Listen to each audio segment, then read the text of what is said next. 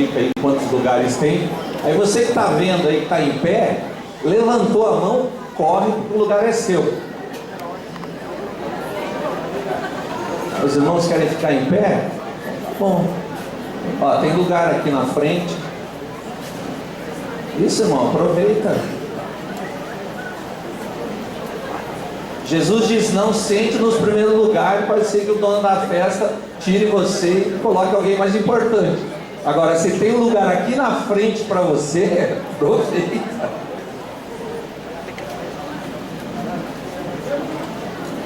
Nós queremos agradecer, como equipe pastoral, o esforço de todos os irmãos de estarem aqui, particularmente aos irmãos da Emanuel, das nossas células. Queremos agradecer aos irmãos da Vinha, de outras igrejas também, que nos dão o prazer da presença. Eu sei que vocês não vieram me ouvir, vocês querem ouvir o que Deus tem a partir da boca e do coração do pastor Marcelo. Então eu queria que você expressasse só um pouquinho da sua alegria, da sua gratidão a Deus pela presença dele aqui, pela vida dele, enquanto ele vem aqui.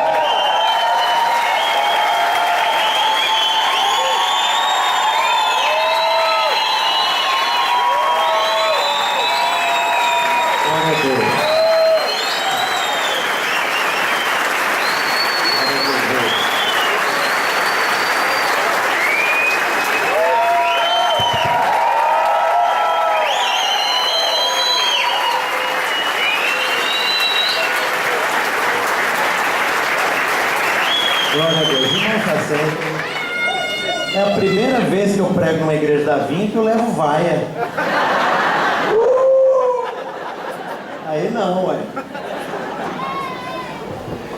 Irmãos, que privilégio maravilhoso. A gente já tem ouvido falar tanto de vocês. E sempre muito bem, né, da paixão, da intensidade, da resposta intensa, sem limites, né, que essa igreja tem dado ao Senhor, não só através do pastor Maurício, a sua família, mas lá da Vanessa, do Guilherme. Vou falar para eles que vocês vaiaram eles também. Pastor Hermes, enfim, quem conhece vocês testifica a mesma coisa. E muito obrigado por me fazer me sentir tão em família. Eu amo o Paraná, eu amo essa região. Estou vindo de Ponta Grossa, pregamos lá, e que privilégio, meu Deus do céu. Estou indo, né, para o interior do Paraná e não esperava encontrar lá quase 2.000 pessoas na igreja, na comunidade, na igreja cristã Renovo. E que povo apaixonado, maravilhoso. Tivemos uma reunião ontem e foi surpreendente para todos nós. E é uma alegria muito grande estar aqui. E só a título de prestação de contas também, gostaria de falar algumas coisas que Deus tem feito de novidade, antes de nós entrarmos no Ministério da Palavra propriamente dito. Toda vez que um crente dessa igreja traz o seu dízimo, coloca no gasofilácio, 2% do que você traz é diretamente enviado, investido para manter 38 missionários que nós temos em 24 países. Amém! E assim, e a obra de Deus tem avançado de uma maneira tão miraculosa que vai muito além da nossa capacidade de controlar ou estar à frente. Na verdade, nós estamos correndo atrás do que Deus está fazendo. E só para te contar uma novidade que é das últimas, né? Eu sempre entendi que em algum momento nós íamos entrar no mundo muçulmano, fundamentalista, onde é proibido pregar, proibido converter, proibido reunir. O inimigo que você tem nesses estados, nesses países, é diferente do inimigo que você encontra no primeiro mundo. É mais um problema, um inimigo ideológico. O diabo trabalha nos países do primeiro mundo uma estrutura de raciocínios. O povo é extremamente individualista e não precisa de Deus. Tem liberdade religiosa, você pode pregar o que você quiser. Mas a questão é que ninguém se interessa. E infelizmente países que foram berços de avivamento hoje se tornaram campos missionários. É triste. Mas o mundo muçulmano, ele é violento, é diferente. E eu sempre sabia que em algum momento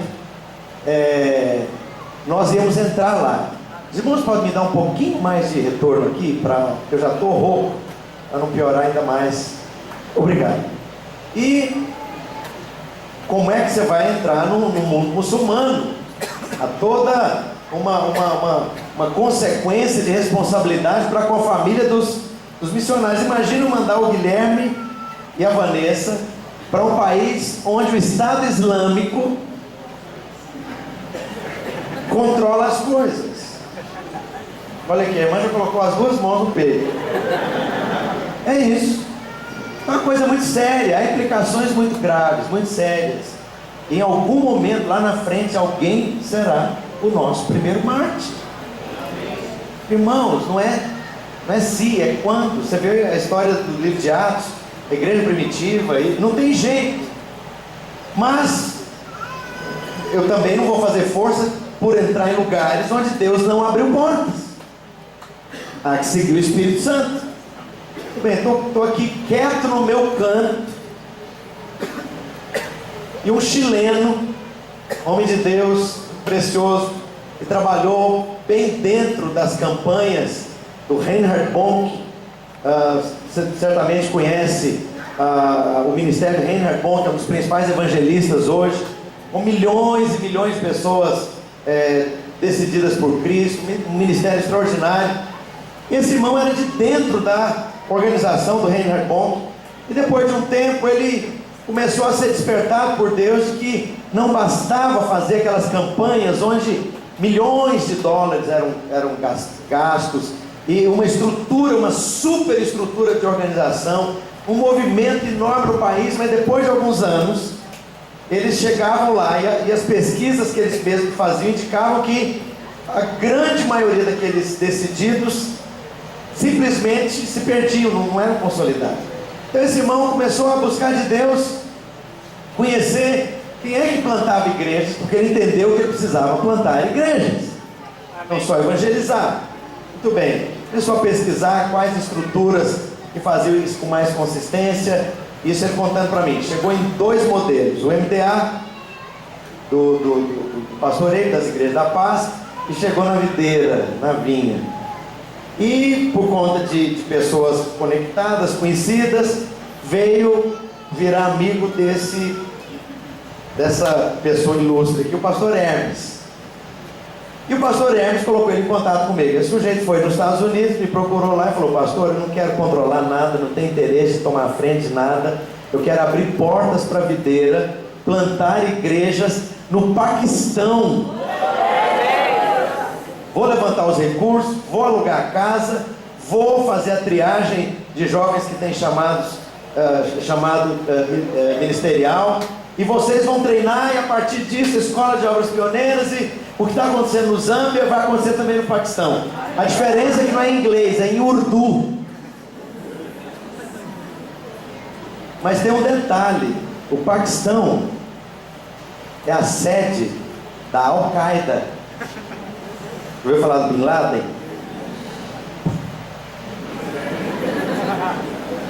Da Al-Qaeda e do Talibã do Afeganistão.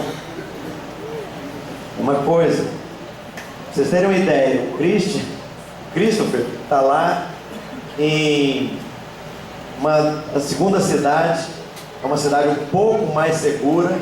Onde ele está, ninguém da vizinhança, ninguém conhecido sabe o que ele faz, quem ele é, e para onde ele vai, e por que ele está ali. Por que você acha que ninguém sabe? Porque senão... E ele tem 2 casais de intérpretes, e ele viaja a partir daquela cidade num raio de 70 quilômetros, fazendo essas campanhas, conectados com igrejas locais. Mas as igrejas locais do Paquistão têm 10 membros, pastor Maurício, 15 membros, 12 membros, é a média dessas igrejinhas. E igreja assim que sofre muito, porque são muito perseguidos, é muito difícil ser cristão no país deles. E onde ele vai fazer as campanhas também ninguém sabe quem ele é, de onde ele vem, onde ele mora e para onde ele volta, porque senão, aquilo.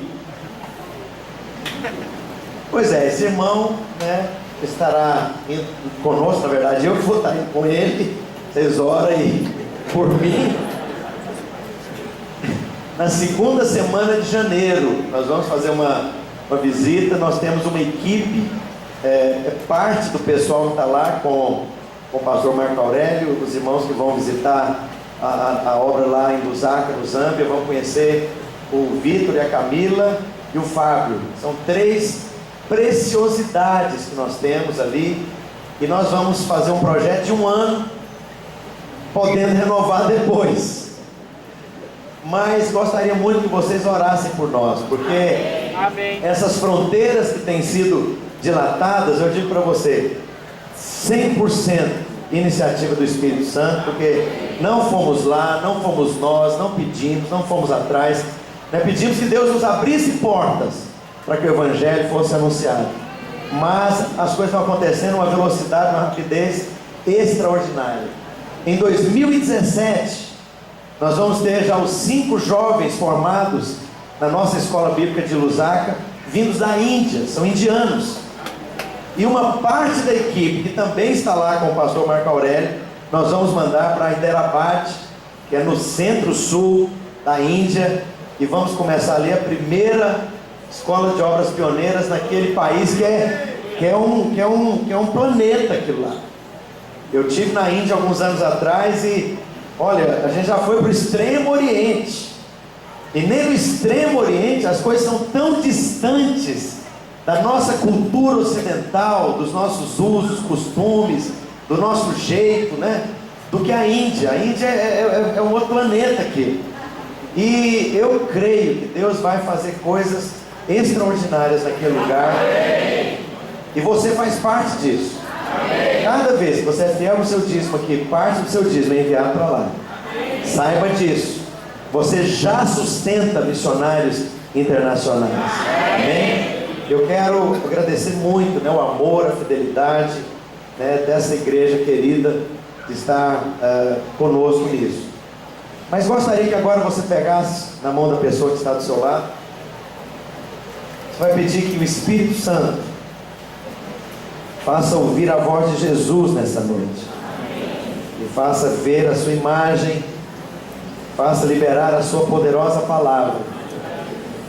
Pai, nós oramos com o nosso coração nesse momento, pedindo que a palavra que sai do teu coração, que é poderosa, que é genuína, que alimenta, que inspira, que quebra cadeias, que despedaça ferrolhos, que abre portas, meu Deus, que produz milagres, que restaura, meu Deus, que nos anima e que nos alegra, que essa palavra viva, ó Deus, e eficaz, seja liberada como labareda de fogo entre nós nessa noite, e cumpra todo o propósito para o qual ela existe, em nome de Jesus.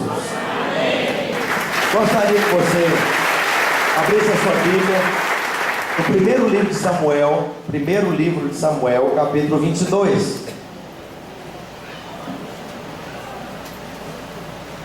De certa forma, eu quero repetir o que nós falamos ontem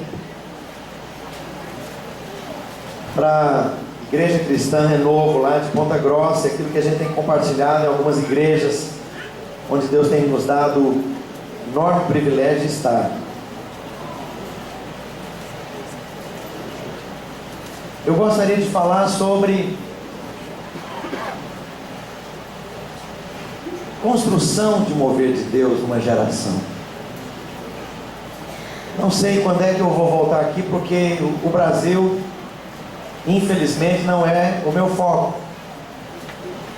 Então, tudo quanto é palavra que a gente pudesse ministrar, fosse tão determinante do ponto de vista de propósito, de direção, de caminho, de futuro, especialmente para os jovens, eu gostaria de compartilhar essa palavra.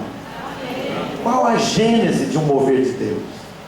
Qual a construção? Como que se constrói? o que é determinante para determinar, para estabelecer vanguarda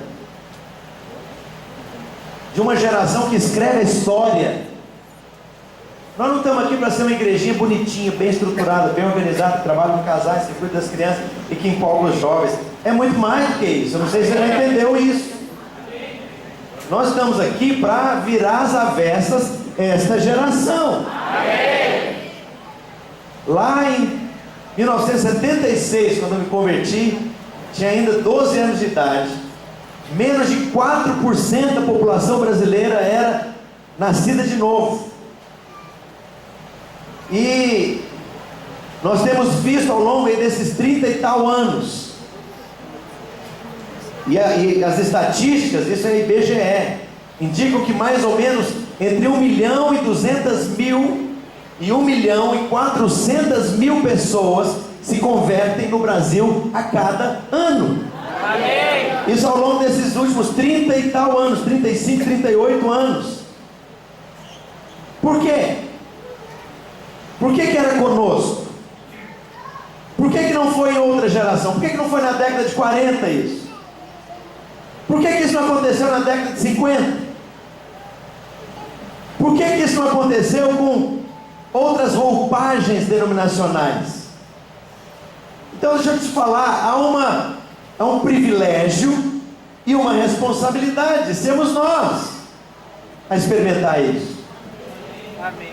Eu gostaria de ler com você então algo que Deus me mostrou esses dias. 1 Samuel 22, verso 2.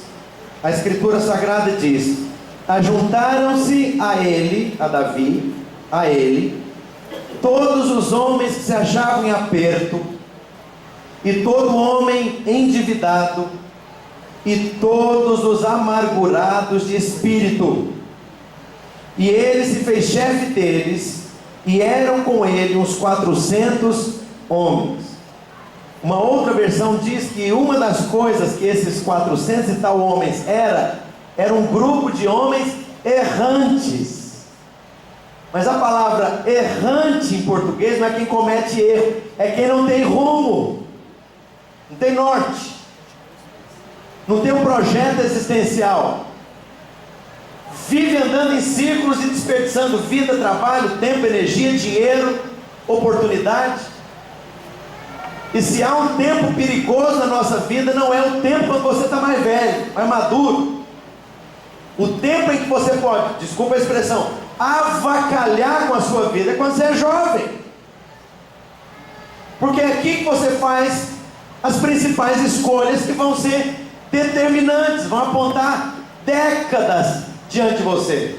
Você vai escolher sua profissão, você vai escolher com quem você vai casar, você vai escolher onde é que você vai pôr seu potencial de inteligência, ou você vai escolher estragar tudo, ao invés de entrar por portas que são boas oportunidades. Você vai se meter com crime, vai se meter com droga, vai se meter com alcoolismo, vai se meter com a loucura desse mundo, desculpa, com a estupidez do glamour, do dinheiro, da fama, da influência. Então é nessa fase da vida que você determina como serão as próximas décadas da sua existência. E a desgraça pior é que grande parte da nossa juventude, eu falo da juventude no geral, não necessariamente cristã, não tem rumo nenhum, são errantes, isto é, não tem direção para a vida. E agora uma coisa preciosa demais que acontece aqui, é que quando você olha para esses valentes, ou melhor, esses desqualificados, nesse momento, que se ajuntaram a Davi, era tudo gente desajustada. Resume a vida desse povo aqui, eles são um grupo de desajustados. Agora, sabe que tem dois tipos de desajustado? O desajustado, que é todo atrapalhado a cabeça, usando aqui uma expressão bem do interior, e o desajustado é que, olhando ao redor, não tem nada que o atrai. Eu não quero viver minha vida para servir esse sistema estúpido, espúrio desse mundo aí. Não me interessa. Não vou pôr minha inteligência nisso. Não vou pôr os melhores anos da minha vida nesse sistema estúpido. Não vou colocar o melhor dos meus dias. A única existência que eu tenho para viver, para servir esse sistema aí, não vou. Então é um grupo de pessoas que não está ajustado, não está encaixado, porque não quer, porque deseja algo maior, porque não encontrou a resposta para os seus anelos mais profundos. Não tem nada que me atrai, não tem nada que... E engraçado que um tempo atrás o pastor Washington fez uma pergunta. O Washington é o supervisor da vinha para os países de fala portuguesa. Aliás, tem uma outra notícia boa. Agora, recentemente, estamos começando a obra, né, também missionária, em São Tomé e Príncipe, que é o último país de fala portuguesa na África que nós precisávamos entrar. Então, acabaram os países de fala portuguesa na África. E o Washington estava com ele lá em Maputo. Ele fez uma pergunta que ninguém nunca perguntou, e eu também nunca pensei. Ele, acho que queria me agradar de alguma forma, alguma coisa lá, e falou: pastor, estava lá dirigindo o carro dele, falou: o que enche o seu coração? Isso em relação a coisas naturais.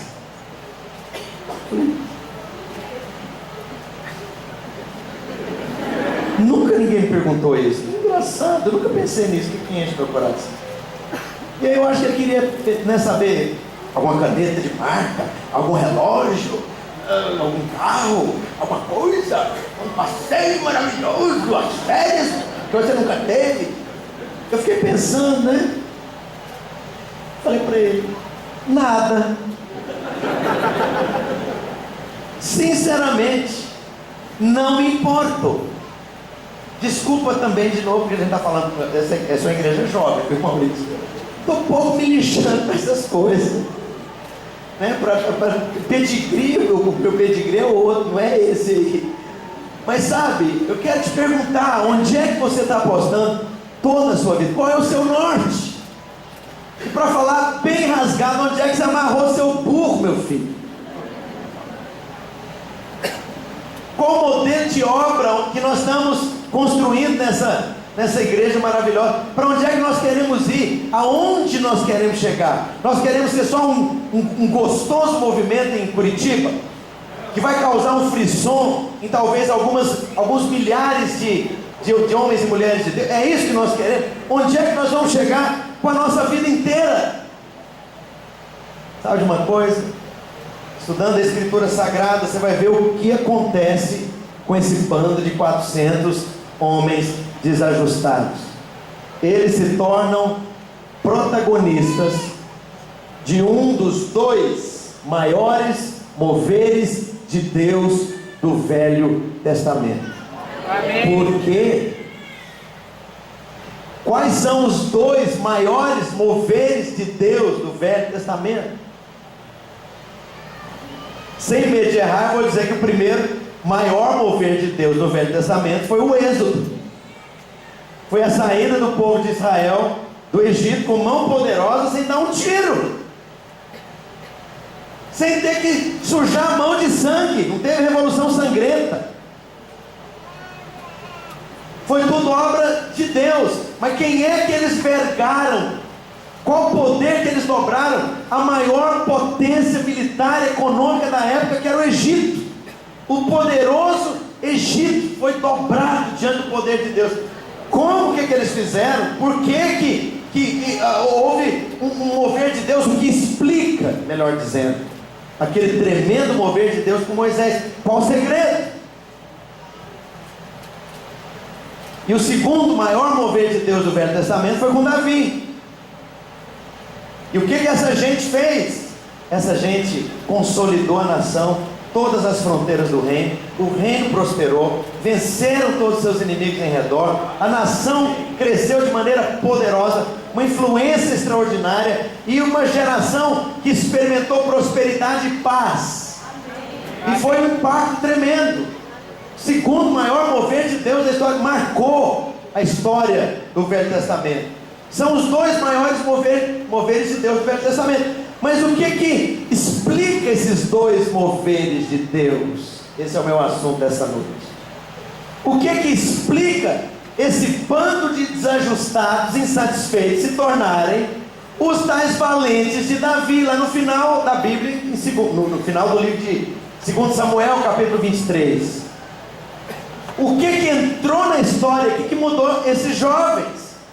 E que não mudou os jovens das gerações anteriores, e nem jovens de gerações posteriores. Qual o segredo que esses dois moveres de Deus tiveram em comum? Vou falar uma coisa: tem uma galeria de gente muito santa na Bíblia. Serviram a Deus, andaram por fé, agradaram ao Senhor, amaram a Jesus, amaram a Deus, foram valentes, serviram, foram servos preciosos de Deus. Mas a Bíblia só fala de dois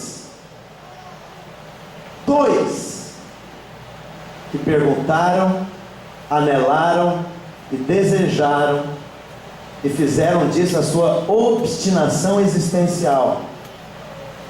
Anelaram pela glória de Deus.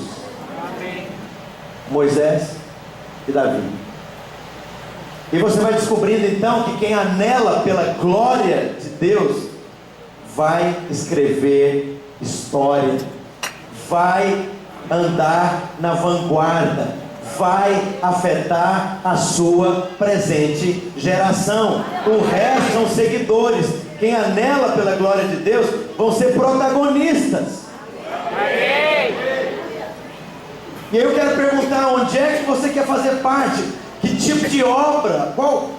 Você vai casar, ter filhos? Você quer que os seus filhos participem do quê? Sabe, ainda lá, antes de casar e depois de casar, quando a Valneide teve, né, os nossos primeiros filhos, a minha oração é essa: meu Deus, que os meus filhos experimentem um mover genuíno de Deus, que eles sejam apaixonados por Deus, que eles façam parte de um movimento poderoso de milhares e milhares de jovens sedentos pela glória do Senhor, e que isso não seja só a minha geração, mas alcance a geração dos meus filhos. Amém. E aqui você vai perceber que algumas coisas acontecem. Abra sua Bíblia comigo lá em Êxodo capítulo 33. O outro homem que perguntou pela glória de Deus foi Moisés. E aqui você vai ver de maneira mais detalhada como que é o processo dessa ascendência, como que é o processo desse crescendo, como que é o processo cumulativo dessa nuvem que vai se tornando carregada e cada vez mais negra, até que uma poderosa tempestade cai e chove sobre a terra. Nós estamos falando aqui de avivamento, há muitas terminologias que você poderia usar. E nós, na vinha, nós somos um povo esfomeado. Eu vou te explicar por que você está aqui. Sabe por que você está aqui? Porque você é um insatisfeito. Você não encolhe religião. Você quer muito mais de Deus. O que você está fazendo aqui numa baita de uma segunda-feira? É isso que explica isso.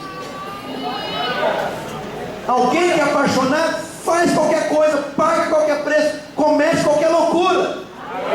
Mas pede para alguém que não é apaixonado jejuar, orar, acordar cedo e vir para a reunião numa baita de uma segunda-feira, depois de ter ido para a igreja no culto dominical de domingo. É ótimo, né? Dominical de domingo. Pede para alguém que não é apaixonado fazer o que um apaixonado faz. Ele vai achar o cúmulo do absurdo, do exagero, do fanatismo, da pressão. Por quê? Porque ele está apaixonado. E é interessante, aqui em Êxodo 33, abra sua Bíblia comigo, você vê a Bíblia resumindo décadas e décadas de relacionamento de Moisés com Deus. Mas o curioso é que isso é colocado aqui num capítulo pequeno. Você vai ler em 40 segundos esse grupo de versículos bíblicos. E você tem a sensação de que parece que aconteceu em uma semana, mas não foi. Isso aqui descreve as etapas desse crescer de Moisés na presença de Deus. E por que ele se torna então protagonista de um dos maiores avivamentos do Velho Testamento? Você vai ver isso se repetindo na geração de Davi. Eu quero falar, pastor Maurício, um dos meus anelos é ver se repetir nessa geração.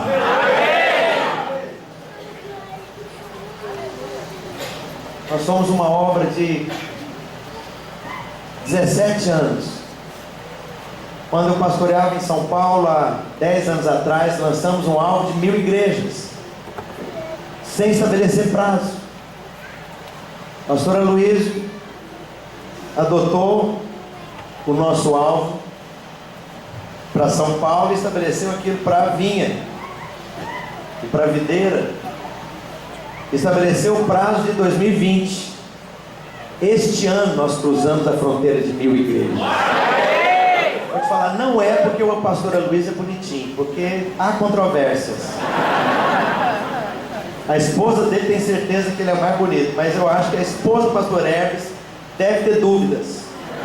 E a minha tem certeza que o marido dela é mais bonito. Não é porque nós somos bons, Maurício, nós não somos bons. Há gente muito melhor administrador do que nós. Aqui em Curitiba a gente falava de uma igreja muito preciosa, que a gente ama muito, é muito mais bem estruturada, organizada do que a gente. Nós não somos tão bons pregadores assim. Tem muita gente que prega melhor do que nós. Por que Deus está fazendo isso? Quem ama a glória de Deus vai escrever história. Quero falar, Deus está com os olhos nessa comunidade.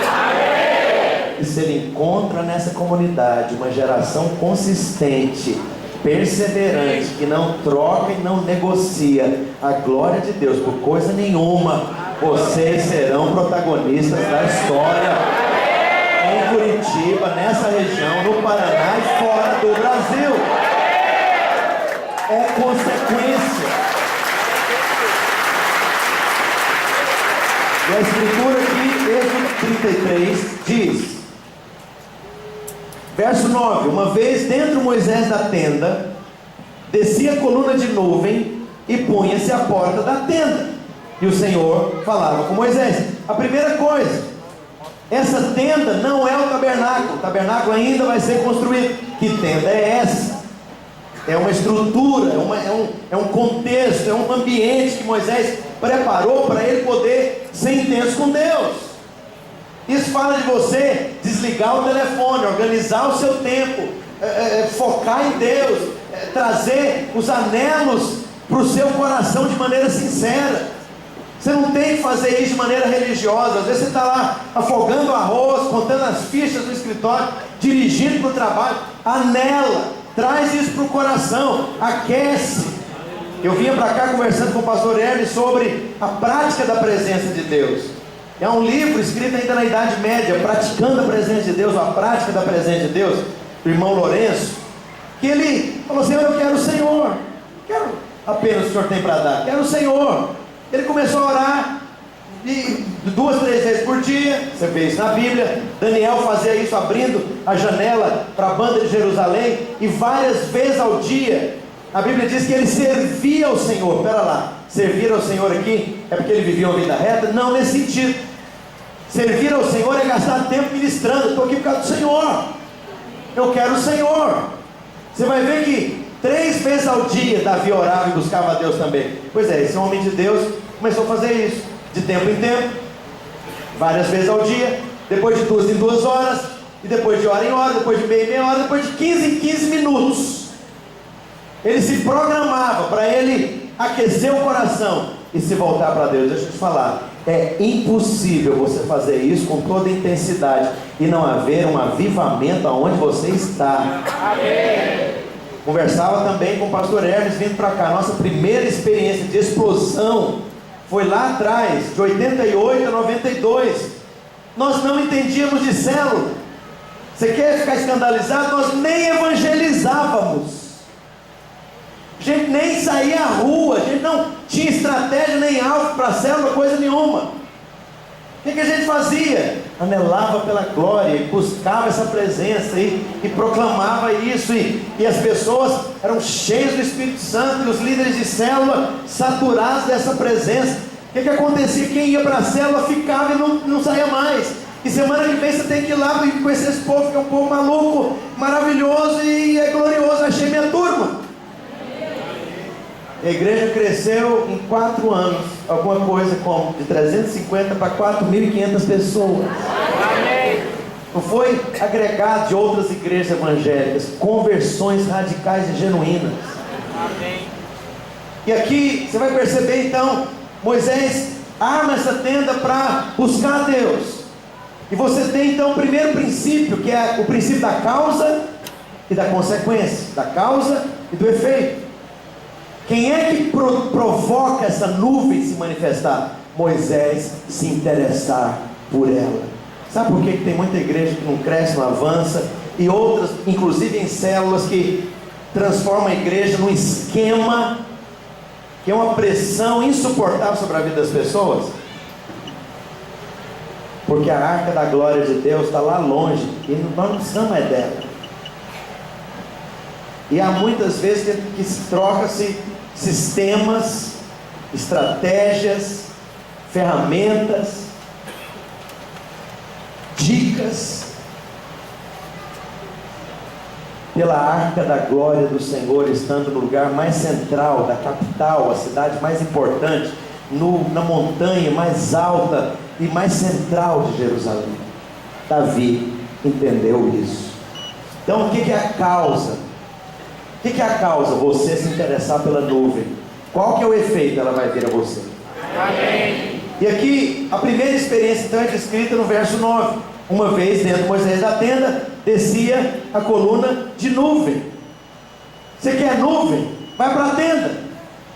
Você quer a nuvem na sua vida? E o que é a nuvem? Esse primeiro fluir de Deus, que é etéreo. Você não pega, você não mede, você não vê direito exatamente, porque não tem feições muito claras. É uma nuvem silenciosa, porque não fala também. Mas é a primeira experiência. Nós éramos de uma igreja tradicional, protestante, que tinha as raízes, as origens lá na Reforma Protestante. E era uma igreja boa, bem estruturada, pastor amoroso, e uma igreja religiosa. Eu me lembro, o único instrumento musical que nós tínhamos era um velho órgão.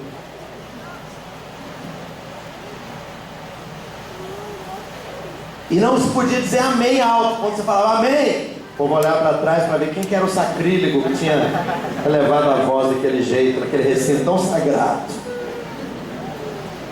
Chegou um tempo que nós enfastiamos daquilo. Deus, faz alguma coisa entre nós. E sabe quem começou a gemer e a clamar? Não foi a ala geriátrica. Foram a rapaziadinha de 19 anos, de 20 anos. E sabe o que essa rapaziadinha de 19, 20, 21 anos começou a fazer? Nós começamos a orar e jejuar. Queremos o Senhor. Queremos o Senhor. Final de semana inteiro de jejum e oração na água. Quem é que serviu de modelo? A gente não tinha, a gente tinha só fome, sede. Mas não foi uma jejuada ocasional. Foi um processo cumulativo. Senhor, nós queremos mais. Visita essa igreja. A gente saía dos cultos de domingo. Senhor, esse culto não aconteceu nada. Foi um culto tão seco, tão frio, palavra fria, um louvor sofrível, tudo muito bíblico. Mas você sabe que você pode estar com Deus na Bíblia, ou com Deus no ambiente bíblico, melhor dizendo, mergulhado em morte. Crê tudo certo, só que Deus não está ali. É o que Jesus fala: esse povo honra-me com os lábios, mas seu coração está longe de mim. Você pode estar com Deus nos lábios, mas o coração está longe. Não tem mover de Deus, não tem avanço. É interessante, naquela época então, reunimos ali uns 60 jovens. Eu sei que você sabe que jovem normalmente não trabalha porque está estudando. Jovem não tem dinheiro, e era o nosso caso. A gente não tinha dinheiro, uma pindamonhangaba, quer dizer, uma pindaíba terrível.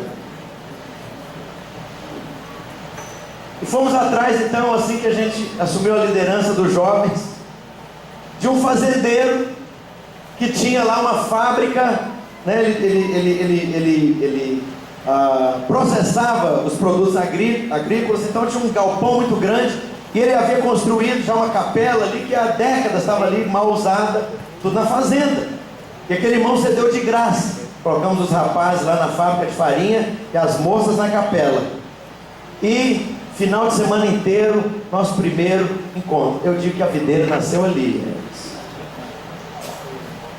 E aquele bando de jovens, 60 jovens, pobres, anelantes pela presença de Deus, e para o horário nobre. Você sabe que a Rede Globo tem horário nobre, conferência de crente também tem horário nobre, é o sábado à noite.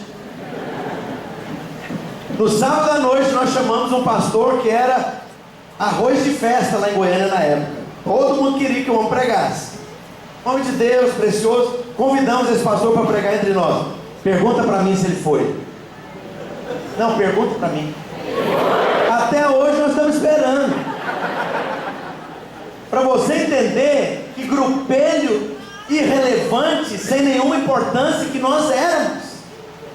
E nem se deu ao trabalho de justificar porque que não foi. Até hoje eu querendo saber por que não foi.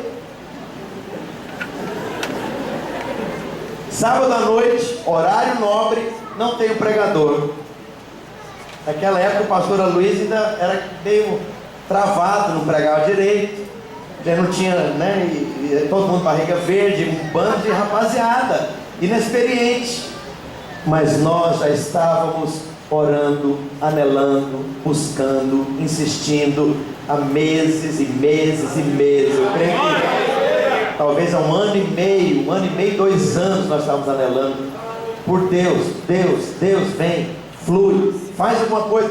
Não tinha entendimento de nada. Tudo isso que vocês entendem hoje de célula, de visão, de vida, de estrutura, a gente não entendia coisa nenhuma.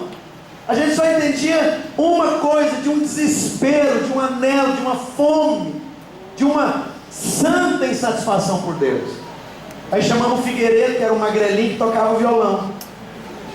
Figueiredo, assume aqui o palco aqui, dirige um cântico, e estava na parada de sucesso aquela música Alfa e Ômega.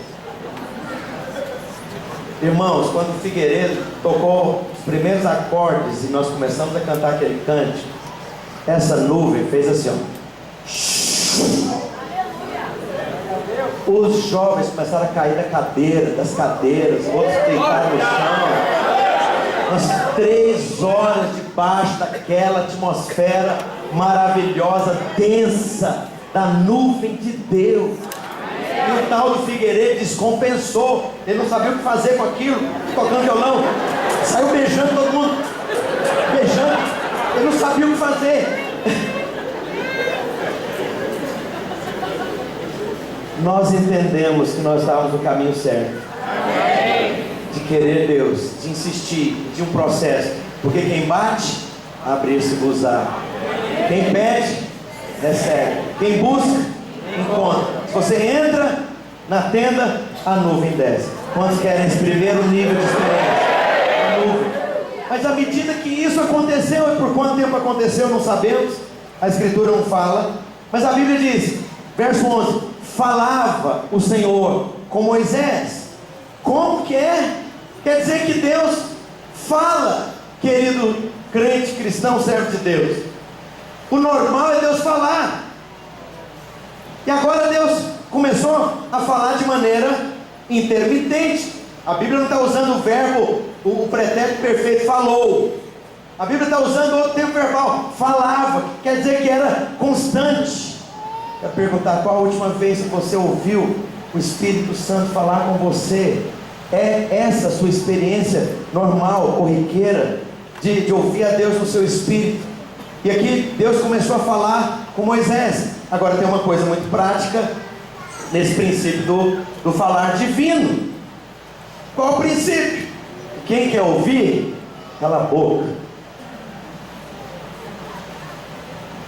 Mas o tipo de oração, empobrecida, que nós aplicamos, não é um tipo de oração muitas vezes relacional e que se interessa por ele. Há vários tipos de oração, e eu não estou aqui condenando nenhuma delas, pelo contrário, nós oramos, eu oro assim. Há um tipo de oração de intercessão, de guerra espiritual, de proclamar a palavra geradora e criativa. Mas espera lá, eu não converso com a minha esposa como que eu estivesse intercedendo. É meio, eu não chego de manhã para dizer para ela: amor, nessa manhã eu quero café da manhã, ou com chá de camomila, prepara as torradas e chama os meninos, chama os meninos para o café da manhã, ela vai chamar o psiquiatra.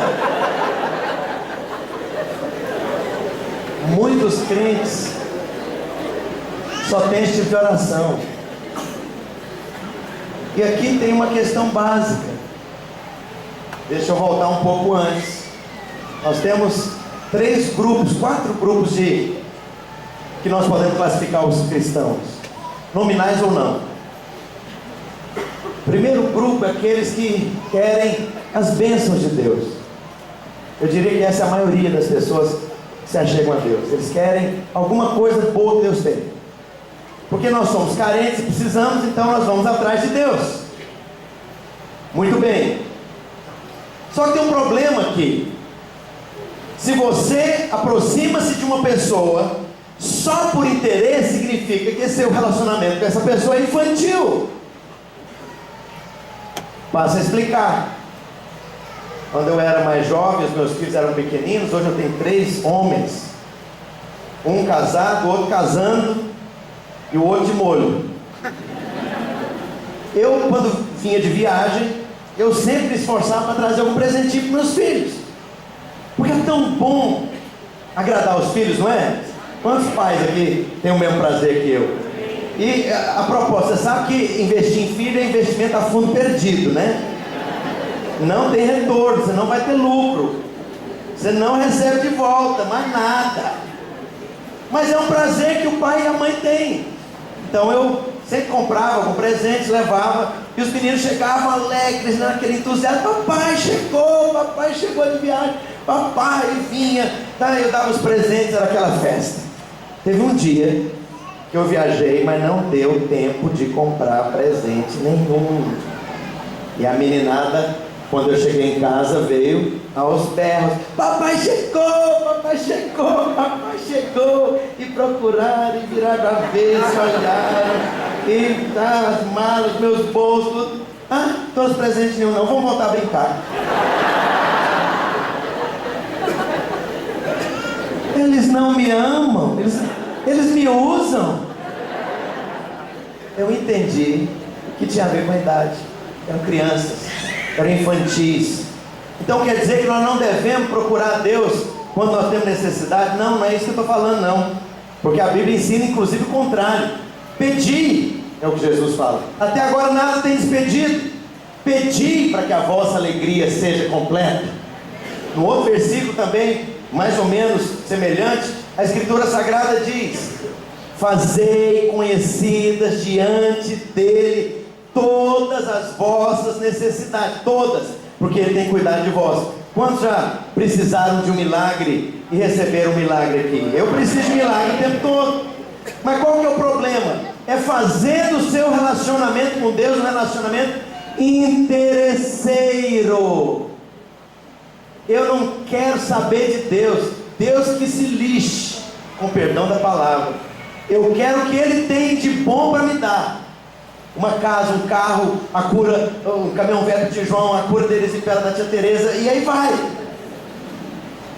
E aí, conforme o nosso querido amigo pastor Naor, esses crentes transformam Deus num gordo e grande Papai Noel. Ho, ho, ho! Uma casa nova, minha casa, minha vida para a Teresa. Ho, ho, ho! A noiva para o João Paulo. Ho, ho, ho! A bicicleta Calói. Pensou que eu ia esquecer? Ha, ha, ha! Ho, ho, ho! Qual o seu pedido? Deus é o Papai Noel, gordão. Passou o momento da necessidade, agora o senhor pode se retirar porque é persona não grata. Agora é a hora da comida. Outros transformam Deus, na verdade é uma outra ilustração da mesma base, em um grande supermercado. A sua oração é o carrinho de compras.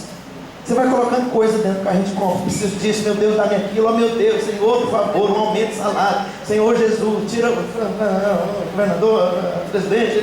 Senhor, oh Deus, faz aqui. E pede. Aí passa pelo caixa, em nome de Jesus. Amém, tá pago. Eu brinco, né? Isso não é oração, isso é um saque. Você está saqueando Deus. É uma relação infantil, como os meus filhos tinham comigo quando eles eram bem crianças. Eu não me casaria com uma mulher que só me quer por perto para pagar contas. E eu duvido que alguma moça, alguma mulher preciosa dessa igreja se casaria com um homem que quer uma empregada doméstica, que prega botão e que é motorista de fogão. Então veja bem, qual que é a grande questão aqui? Que é preciso entender que há alguma coisa além do relacionamento com Deus. Mas há um outro grupo também muito importante na história da igreja, que é as pessoas que buscam a verdade, que querem conhecer a verdade, que querem entender a verdade. São pessoas sinceras, mas correm o risco de transformar Deus num objeto de pesquisa, numa ideia a ser articulada, num objeto a ser definido. E há uma outra ilustração também interessante, eu costumo contar. O Brasil é um grande produtor de soja. Lá a região, fiquei sabendo, de Ponta Grossa, é uma região de alta produtividade de soja aqui no Brasil. E eu ouvi falar de um doutor que é uma das maiores autoridades no mundo na área de soja. O homem gastou décadas da vida dele estudando tudo sobre a soja. E o ciclo da planta, o tipo de solo, os componentes do solo, a umidade do solo, o pH do solo, etc. E um dia ele se encontrou com uma senhora, uma cozinheira semi-analfabeta. Ela perguntou: doutor, o senhor já comeu a soja? Sabe que eu nunca pus na boca? Alguém corre o risco de estudar Deus, definir Deus como uma peça a ser dissecada, uma ideia a ser definida, e nunca experimentá-lo para si. Há um terceiro grupo também importante na história da igreja, é aquela gente sincera, é o povo das assistências sociais. E está errado essas coisas, buscar a verdade, ou buscar o milagre de Deus, ou querer fazer o bem? Claro que não. O problema é resumir, é limitar o seu relacionamento com Deus a isso. E esse terceiro grupo, eles acham que Deus está contratando. Desemprego está grande, Deus está contratando. Então aí, quer trabalhar para Jesus, para tirar os órfãos da rua, para trabalhar com as prostitutas, com os moradores de rua, com os viciados em droga, com os presidiários. Jesus está contratando. Você vai trabalhar para Jesus, e é maravilhoso, a igreja tem que fazer isso mesmo. Mas nós temos outro risco aqui. Quero perguntar, tem algum funcionário público estadual aqui? Levanta a mão. Fica de mão levantada, querido. A irmã é funcionária pública estadual. Por definição, você trabalha para o governador. Qual foi a última vez que você tomou café com ele? Nunca viu. Fala uma coisa, tem muita gente trabalhando para Jesus que nunca teve nenhum contato pessoal e próximo com Deus. Nunca vai se assentar com Deus para tomar um cafezinho. Espera lá, você trabalha para Jesus no trabalho? Então há coisas mais profundas. E esse terceiro grupo do qual Moisés faz parte é esse grupo que vai experimentar a nuvem. Diga, a nuvem. Mas aqui a Bíblia fala agora de um outro nível, do falar de Deus. Deus vai começar a falar com você de maneira consistente e regular. Agora, para Deus falar com você, há uma outra questão envolvida. E aí conto também uma experiência envolvendo meu relacionamento com a minha esposa. Nós éramos noivos, perto do casamento, saio do trabalho e vou para a casa da minha sogra para ficar com a minha esposa, para estar com ela, para conversarmos, para estar com ela. Eu chego lá, ela está em lágrimas, chorando, chorando, mas chorando muita. Não é Swift, não, é aquela, né, as lágrimas, tinha 3, 4 rios aqui com afluentes, pingando e chorando, chorando. Eu fiquei chocado, falei, amor, o que foi? Amor, o que aconteceu? Meia hora depois, amor, fala pra mim. Falei, quer saber? Amanhã no trabalho, que é sábado, tem todo o tempo do mundo. Eu vou ser seu marido, eu vou casar com você. Nós vamos ficar aqui a noite inteira nesse leva e traz. O que foi? Eu quero te falar o seguinte: você tem o meu coração, você tem toda a minha atenção. Eu estou dando importância para aquilo que você tem para dizer. Eu estou ouvindo com o meu coração o que você tem para dizer. Irmãos, essa mulher começou a falar e até hoje nunca mais parou.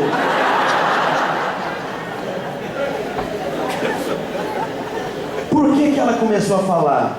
Porque ela percebeu que ela tinha um interlocutor que amava o que ela tinha para dizer, que tinha um coração para ouvir de maneira completa e atribuir importância para aquilo. Eu não iria julgá-la ao ouvi-la.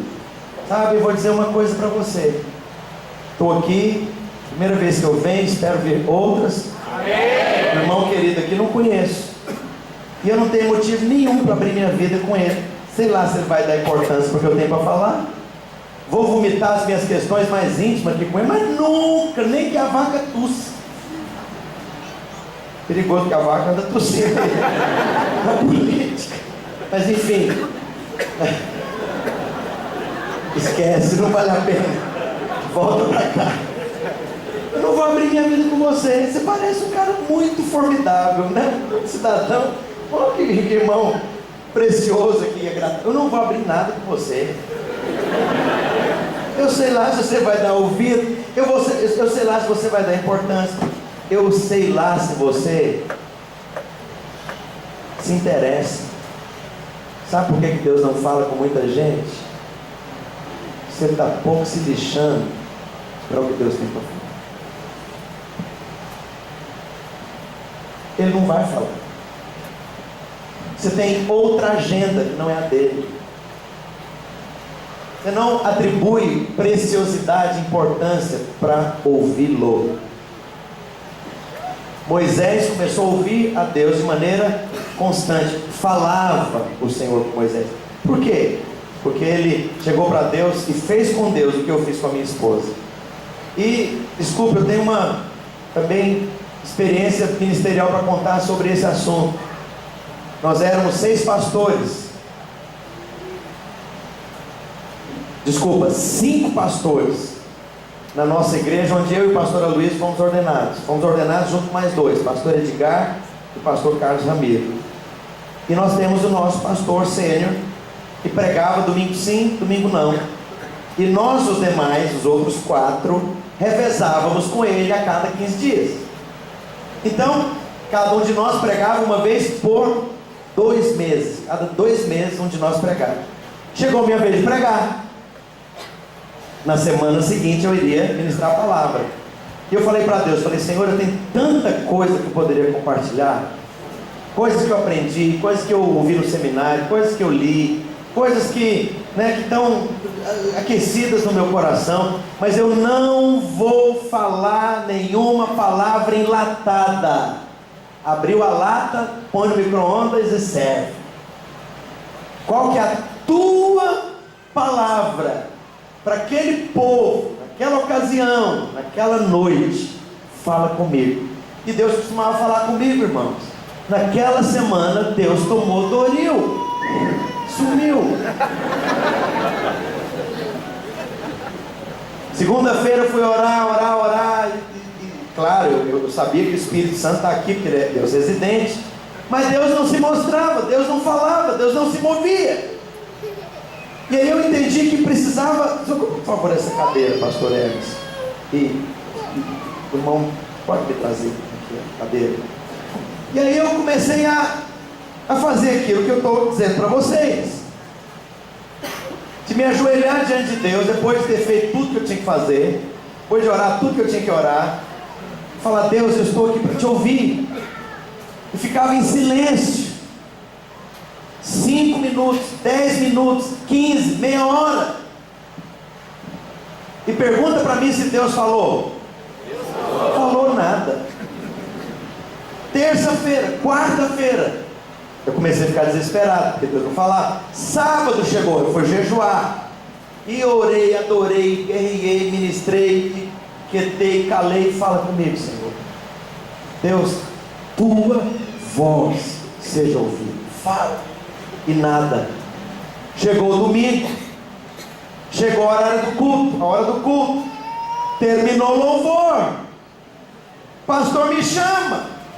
Falei: Deus, se o Senhor quer me humilhar, o Senhor vai me humilhar, porque eu não abro enlatado, eu quero a tua palavra. E o pastor me apresentou, está aqui. Então hoje quem vai pregar a palavra para nós é o nosso querido pastor Marcelo. Tarará, tarará. A igreja na época tinha 1000 membros, mais ou menos isso. E aí aquele povo olhou para mim, e eu olhei para o povo, e o povo olhou para mim, e eu olhei para o povo. E sabe aquela fração de segundos, assim, aqueles vários segundos eternos? E eu olhei para o povo. Aí eu falei: eu vou abrir, vou contar a verdade. Irmãos, orei a semana inteira buscando de Deus uma palavra, jejuei, ouvi, procurei ficar atento, e até esse momento Deus não me falou nada. Mas vamos orar. E aí nós oramos. Quando nós orávamos, o Espírito de Deus trouxe um versículo bíblico como um raio no meu coração. E nós lemos aquele versículo, e o versículo era: humilhai-vos, portanto, sob a poderosa mão de Deus, porque Ele a seu tempo vos exaltará, porque aquele que se humilha será exaltado, mas aquele que se exalta será humilhado.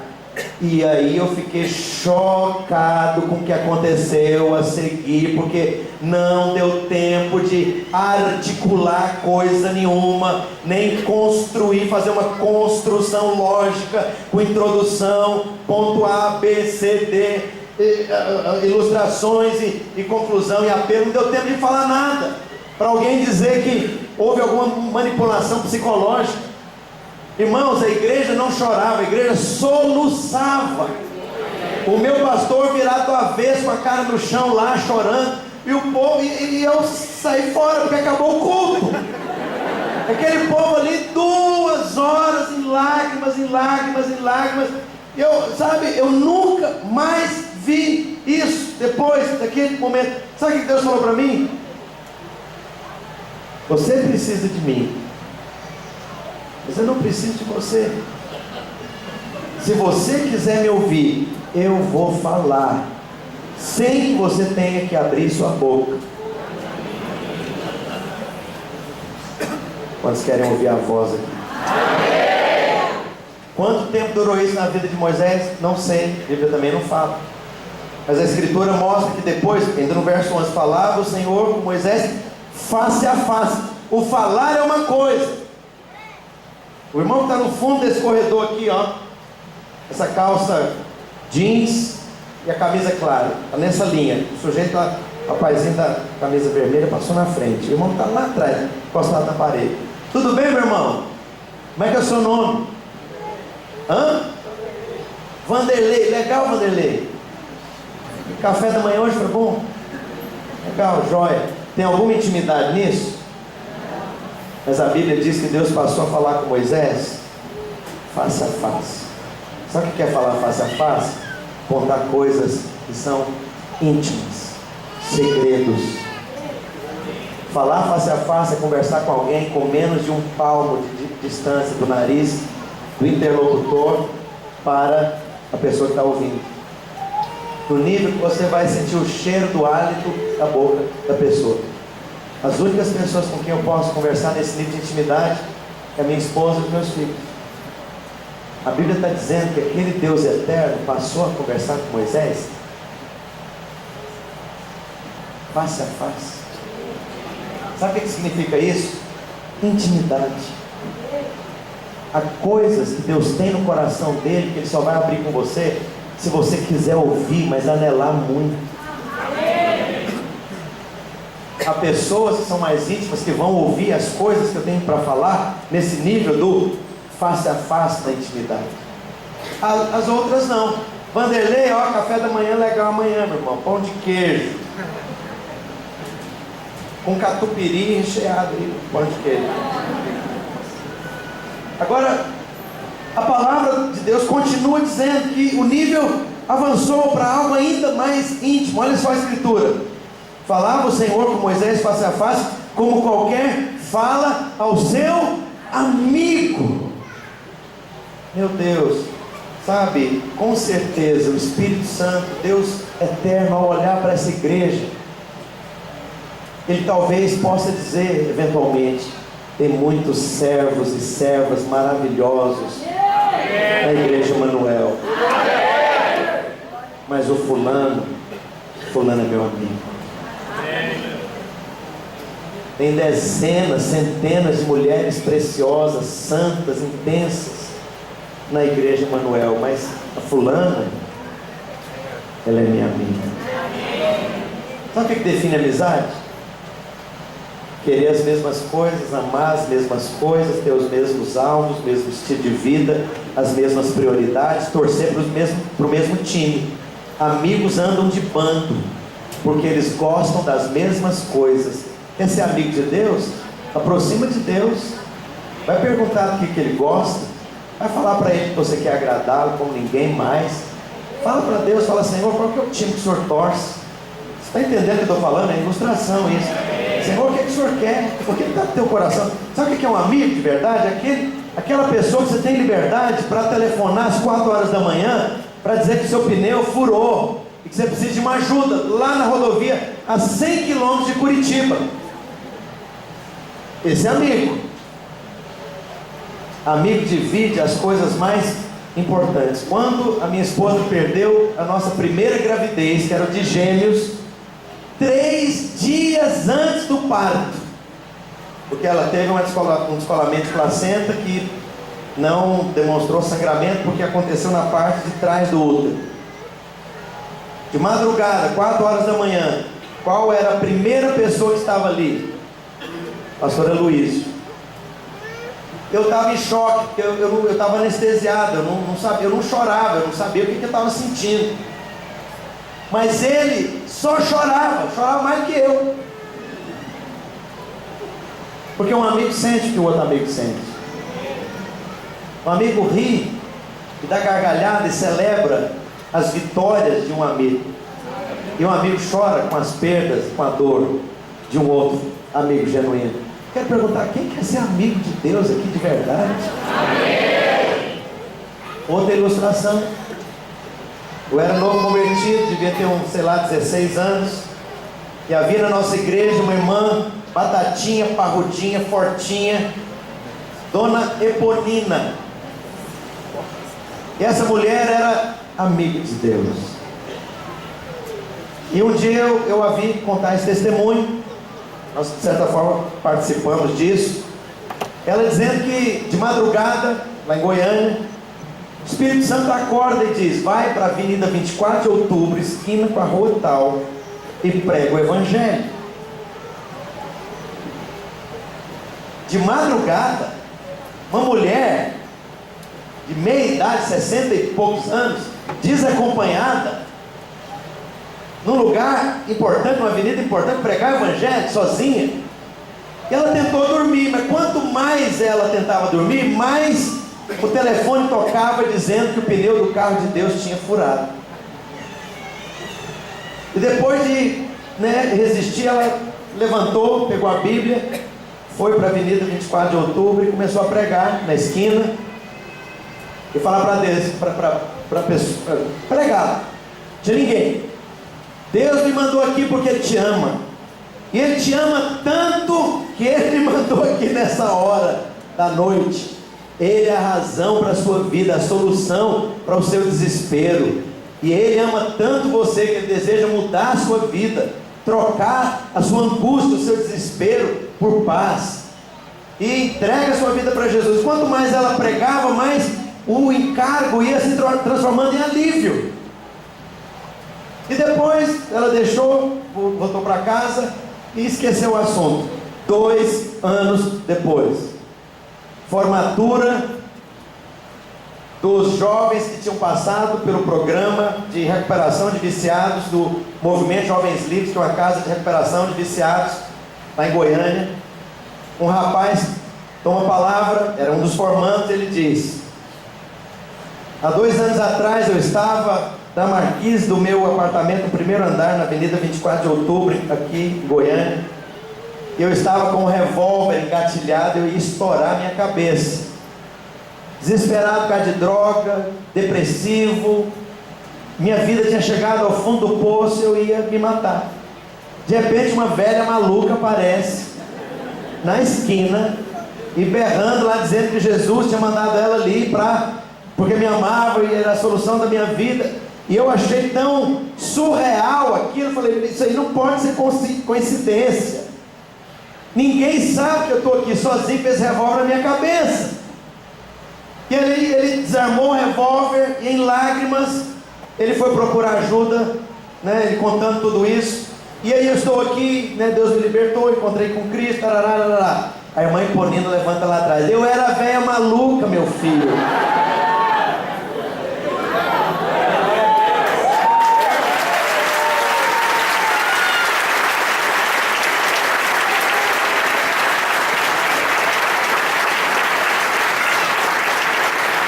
Amigo não mede esforço. Amigo é disponível. Amém.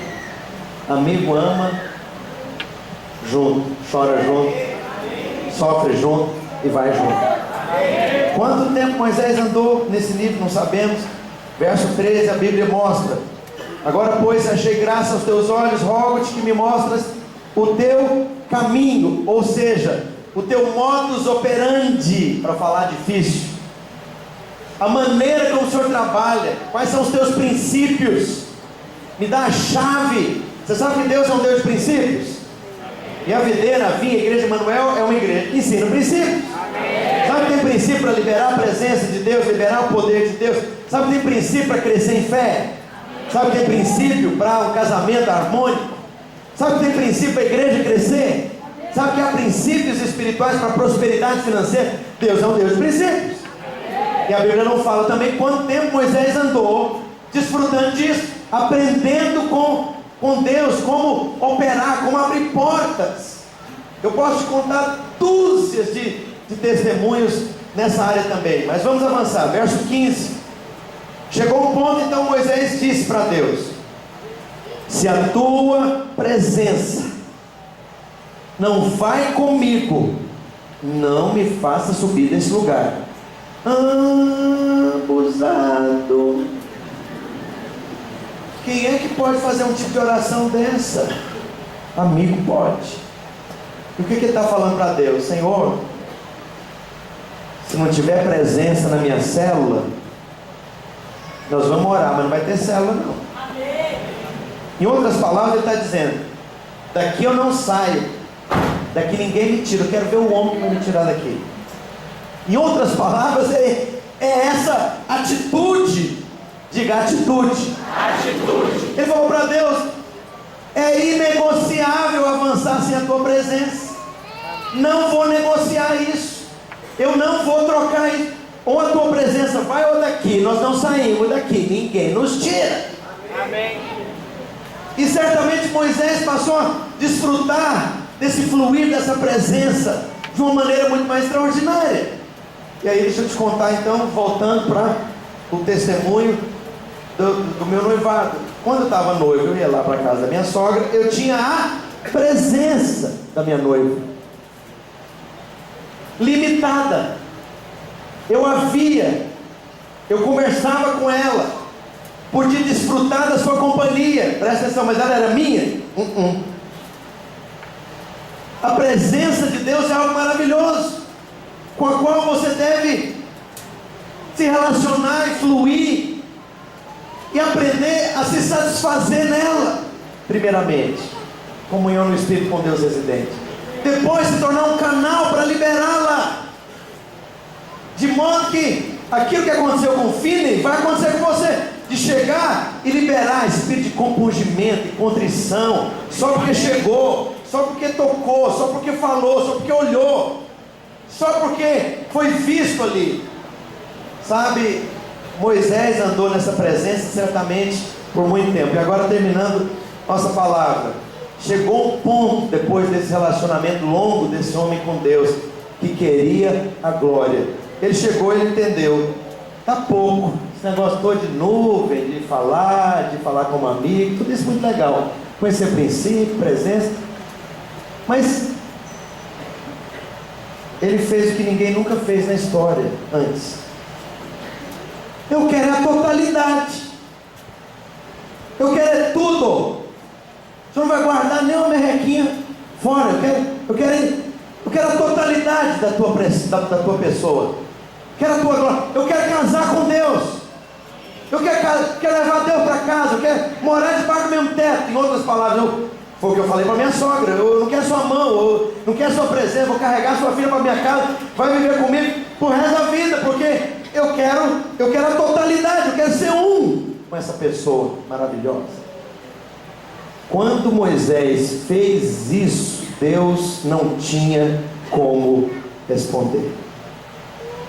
Porque até então, naquela dispensação, naquele momento, no Velho Testamento, ninguém havia nascido de novo ainda. O Espírito Santo não era residente. Cristo não havia se manifestado para a redenção. Tudo que era feito naquele modelo do Velho Testamento, de imolação de cordeiros, era como uma nota precatória, era como uma promessa que um dia aquela dívida seria paga. Deus não tinha como responder esse pedido. E aí Deus fala para Moisés: você não tem estrutura para suportar a totalidade do meu ser. Você sabe o que você está pedindo? Não é que eu quero destruir, não, é porque você não tem estrutura. Você vai dissolver, você vai virar poeira cósmica diante de mim. Mas vamos fazer uma coisa provisória. Tem uma rocha fendida aqui, você vai ficar atrás da rocha, eu vou passar rapidinho, tampar com a mão, e é isso que você vai ver. Lendo a sua Bíblia, você vai ver que 2 capítulos depois, os poros de Moisés brilhavam, no nível que as pessoas tiveram que colocar um véu na frente do rosto dele, porque ele passou a brilhar, irradiar uma medida daquela pitadinha, daquele fragmento, daquela centelha, daquela fagulha de glória que ele experimentou. Mas deixa eu te falar, você sabe que nós somos de avivamento, de vanguarda, de aplicar nossa vida para isso. Estava pastoreando em São Paulo, salvo erro, foi o ano 2004, 2003, 2004. Voltava para casa depois do almoço, não estava orando e jejuando, pastor Maurício. Voltando da minha casa para o escritório, do prédio da igreja, barriga cheia, o Espírito Santo fala comigo: a glória de Deus se revela na face de Cristo. Hã? Onde é que eu ouvi isso? Quem disse isso? Onde eu li isso? Onde é que está escrito isso?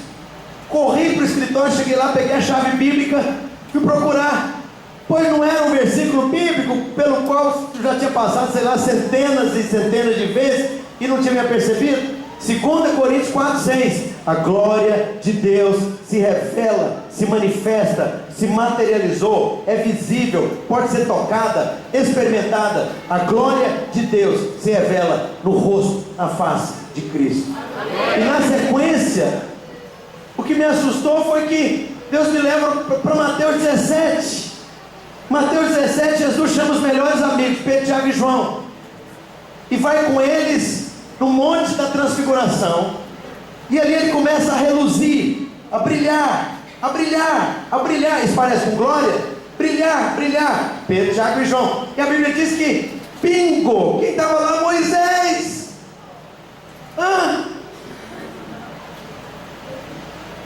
Pastor Maurício, por favor, Moisés, Velho Testamento, sobe aqui. E o seu filho querido, pastor Silvio, Novo Testamento, ele é Jesus. Fica aí, Jesus. Mateus 17, Novo Testamento. Êxodo 33, história antiga. Antigo Testamento. Esse é Moisés. E eu sou Deus.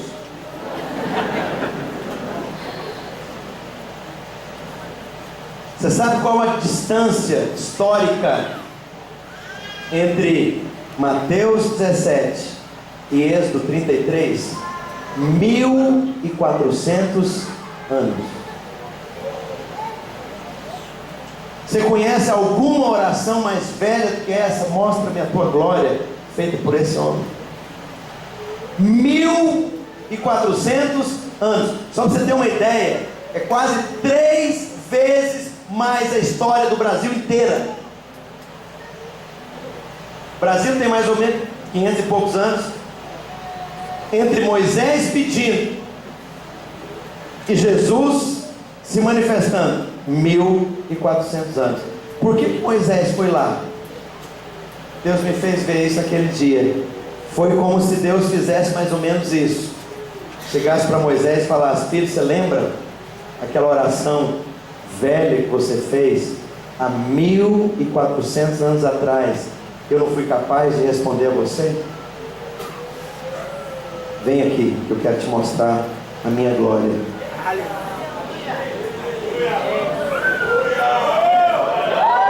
Moisés, a minha glória ganhou face. Agora, Moisés, você pode tocar a minha face. Moisés, você pode ouvir a minha voz. Moisés, você pode beijar a minha testa. Porque a minha glória ganhou rosto e se manifestou. Os irmãos podem sentar. Agora,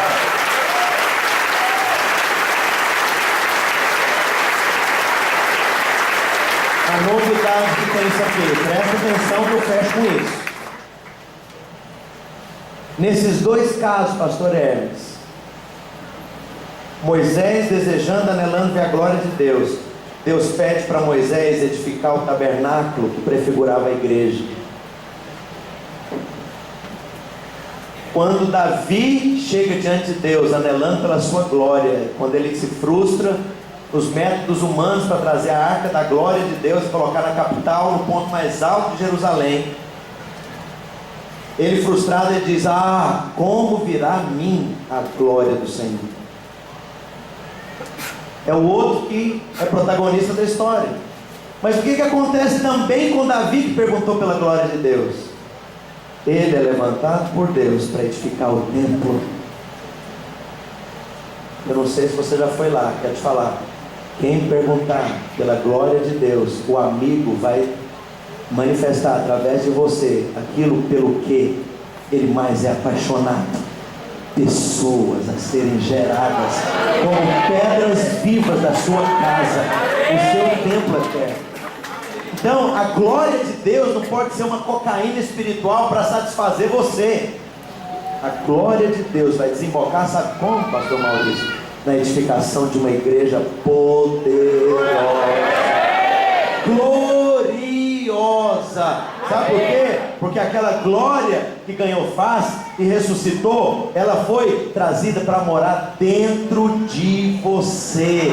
Portanto, a glória de Deus hoje não apenas vai ser desfrutada, entendida, experimentada por você, mas você também será canal para refletir essa glória com os seus olhos, com a sua boca, com o seu chegar, com o seu falar, com o seu agir, com o seu tocar. Vai perguntar: quantos querem essa glória poderosa? Irmãos, sabe qual que é o nome disso, dessa glória manifesta no meio da igreja? Avivamento, mover de Deus, revolução, ativar-nos de um talento. Amém. E sabe qual que é a consequência? A igreja cresce, cresce, cresce, cresce e multiplica e cada vez mais gente, porque não há como negar quando a glória de Deus de maneira consistente se manifesta entre o povo do Senhor. Gostaria que a equipe de louvor viesse à frente e gostaria que você agora falasse com Deus. E eu quero dizer para você, crentes da igreja Emanuel,